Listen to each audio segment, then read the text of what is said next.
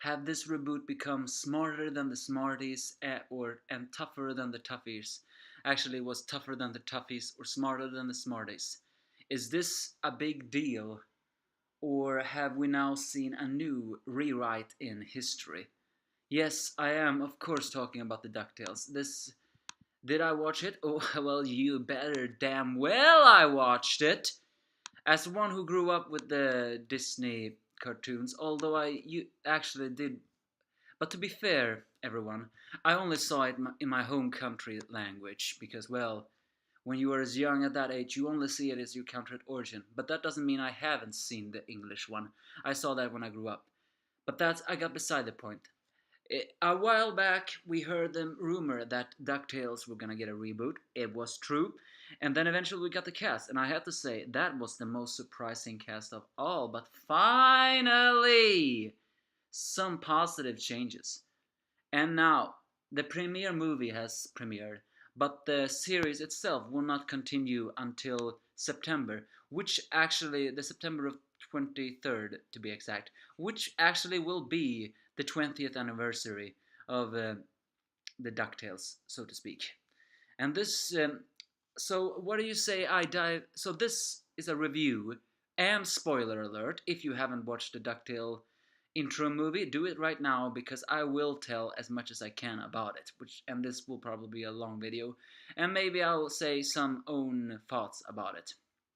If you're done, or if you're understood, then let me dive into this one. Yeah, DuckTales. First off, this series stars, as usual, the richest duck in the world, Scrooge McDuck. Having grown bored with his life in duck industry, he secretly craves adventure again, but he is not adventurous as he used to be. According to many, he has been used to have been a big deal. But why? Well, things change when his estranged nephew knock on his door. Well, technically, he knocks on his door before Scrooge is there, and when they meet, they extend hostility. The episode itself begins with Donald Duck being ready for a job interview, and we're introduced to him and his nephews. Because this reboot will actually hold the most quackering duck, Donald, and his nephews, too, in this story. First off, we immediately see what kind of relationship Donald has to his nephews. It is a loving, yet seemingly a very overprotective one. And the nephews themselves are very mischievous as they try to force him away on a job interview he's late to just so they can take a trip. And when, by the way, they want to take a trip to Cape Suzette's. I know I said that wrong, but basically the city in Tailspin. Is that implying that Tailspin is in the same universe as DuckTales? Oh, and by the way, I think I even heard or saw some notes of Duckburg, no, Darkwing Duck's city, and even one more. I think there even were some notes of Goof Troop in this one. Well, they were all in the 80s, or maybe some of them got in the 90s, but either way, they will are from the same era of Disney good cartoons. So yeah, yes, saying things are really getting interesting. So, in a last resort, as the boys' mischief unknown to Donald have caused the babysitter to be left, he is forced to dump them at Scrooge McDuck for a couple of hours while he goes to a job interview. A job interview that later turns out to be working for Scrooge McDuck's arch rival and nemesis, Flintheart Glomgold, a guy who is extremely over the top, extremely hammy, and extremely Scottish. In fact, he is so Scottish that I think he is not Scottish at all. Note that Flintheart Glomgold in the comics is not Scottish. He is, what is it, South American? Boer or... I think it was South African. No, not South American. I mean South African. So either he is still South African here, he's just playing to be very extremely over-the-top Scottish, even with a kilt, mind you, to upstage the richest duck in the world, which is Scottish by the way. Or there's something else. Well, who knows? But we can see a Flintheart Glomgold in his established moment that he's an extremely over-the-top and arrogant individual. Scrooge, however, while still a bit arrogant, is also more withdrawn and does not bond with the boys immediately.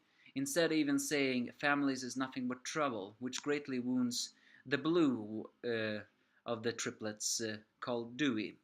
It's also here that the triplets meet Webby Vanderquack, an extremely hyper and genky girl, but also one who suffers from loneliness. She is the granddaughter of Mrs. Beakley, um, a housekeeper to Scrooge McDuck, who Scrooge also treats as a secretary, while she is not a secretary.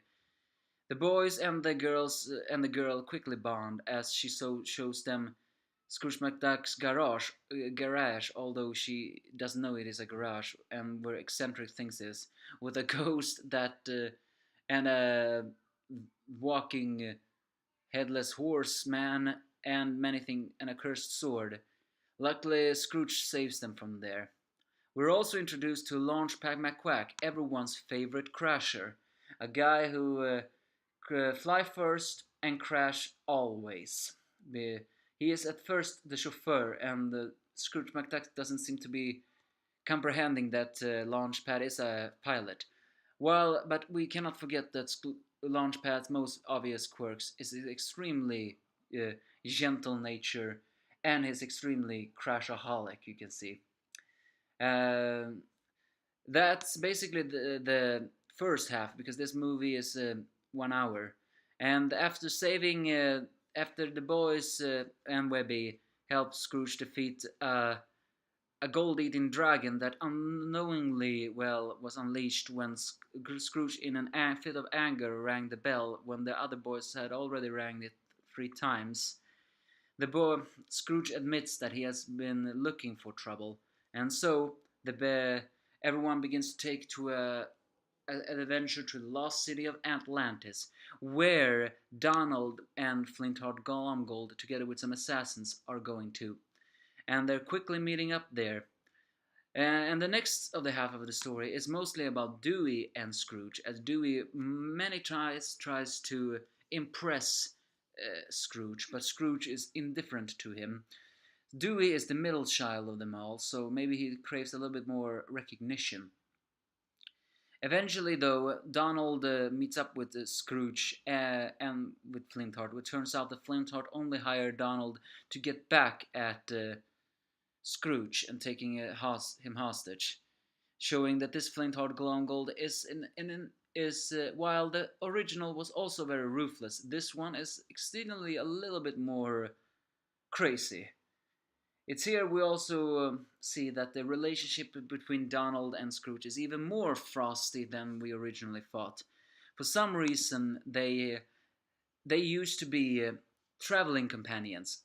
Donald Duck is the most daring adventurer of all time, as Webby said, but the boys, of course, do not believe her. Later on, it turns out that she is true.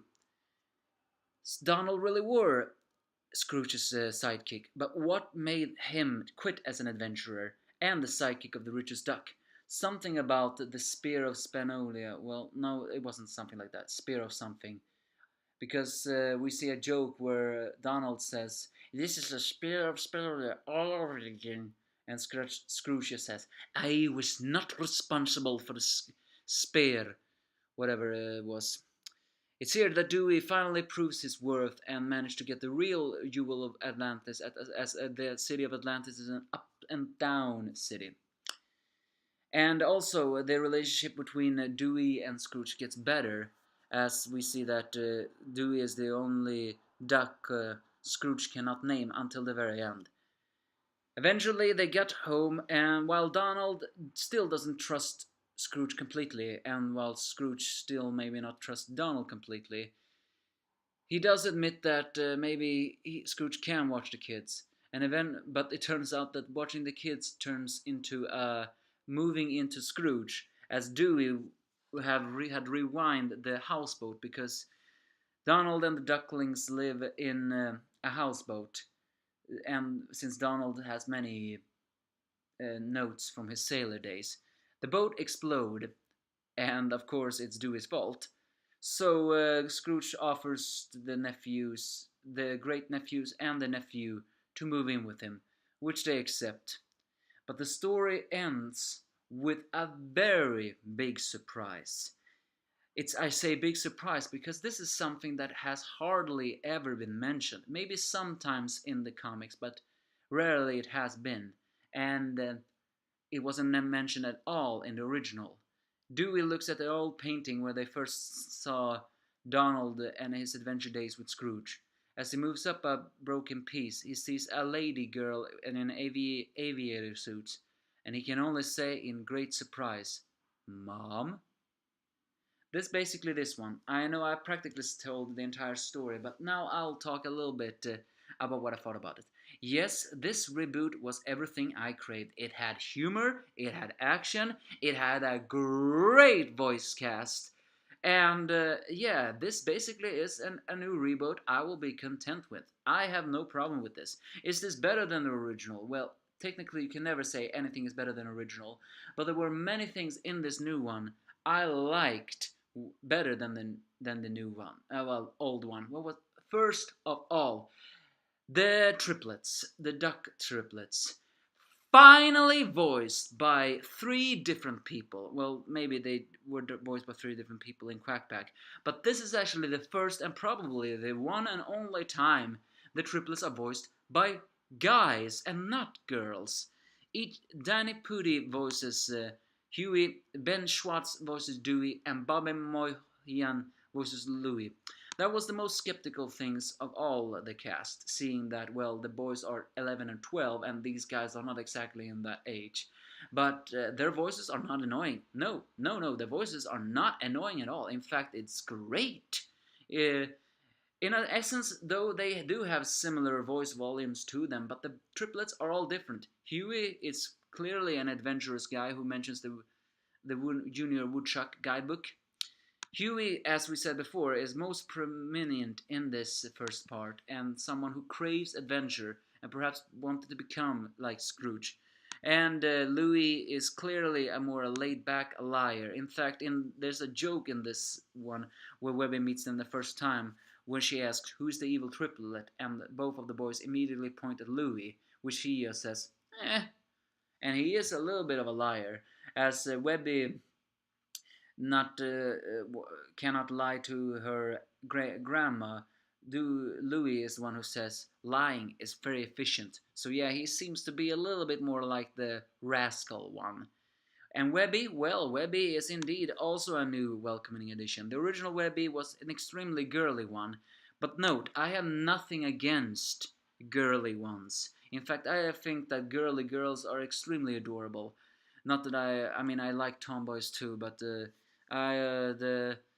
girly girls are sometimes adorable. The only difference that was annoying with Webby in the original was maybe sometimes her voice get a little bit too childish. Not to mention the fact that you know, she was also the damsel in distress. This one is definitely not a damsel in distress. In fact, she has been trained by her grandmother in martial arts, and we see a little bit of this here. But this one is also a very much more of a Genki girl, but while a little bit more of a tomboy, still also is a girl, and I hope we see a little bit more of her girly side in this one. It's clear that she suffers from loneliness, as she is only in this mansion because her grandmother works for Scrooge McDuck, and she wants to become a great adventurer and have friends. Mrs. Beakley is the one we see least of in this premiere, and she is actually the one with the most mystery to me. She is also extremely different than the original. She talks with what appears to be an accent. Maybe I'm hearing that wrong. She is also heroically built, almost like a Braunhilde. Um, and she doesn't exactly look like a grandmother. She, like Donald, is an overprotective person, but she also appears to have trained Webby in martial arts, meaning asking me, is there more to this Miss Beakley than meets the eye? Who knows? Launchpad, well, this Launchpad is similar to Launchpad in the original, although I think this Launchpad is a lot more high, well, not high, hyper than the original, and always smiles more than the other one. Beck Bennett voices Launchpad, I forgot to mention, and he does an incredible job. Also, Launchpad speaks Swedish in this one, although technically I wouldn't say that is Swedish. I know because I'm from Scandinavia, but it does say some words of it. but he talks so fast, so I say that's mostly like Swedish gibberish. But I hope he does that more. Oh yeah, and Miss Beakley is voiced by Toops Olga Yundoy. I cannot pronounce her name. I'm sorry. Kate Michushi is voicing Webby. And finally, we also have Donald Duck, who is still voiced by Tony Anselmo. You know, I heard some rumors that said that his voice will be a lot more comprehensible this time. But I have to admit, his Donald voice was still a little bit difficult to hearing. I mean, Donald's voice has always been difficult in, listening to, not because it's annoying, because sometimes it's difficult to hear what he is saying. But it was on and between. Sometimes it was easy to understand what he said, sometimes it was not. But he still was very good. This Donald is a lot more kinder than other one and carries a lot of his familiarities from the comic book, including his famous temper and everything else. So my final thoughts on this Ducktales is that this Ducktales is immediately a bit different than the original. It appears it's going to take routes that we never saw in the original. As I said before, we saw the triplets' mom in that picture. Where is she? Are we gonna take that route? Are we gonna see more of the McDuck family? Even Webby mentions Hortensia, which is Scrooge's sister, I think, and who were Donald's mother, who were also famous for her extreme bad temper. Are we gonna set more into this? The Carl Barks stories will play an important role in this reboot, so I certainly hope we will see some more here's a little bit more story. All in all, I am definitely looking forward to this reboot. It had great jokes and it had great characters and a great voice cast, as I said before. Where it will take us, I have no idea, but I am definitely looking forward to it. The most mystery is Magica the Spell. We still haven't seen her, but she is the only in the voice cast who is not cast with a voice yet. It's a surprise. I wonder. And of course, the DuckTales could not be complete without its enormously famous tune.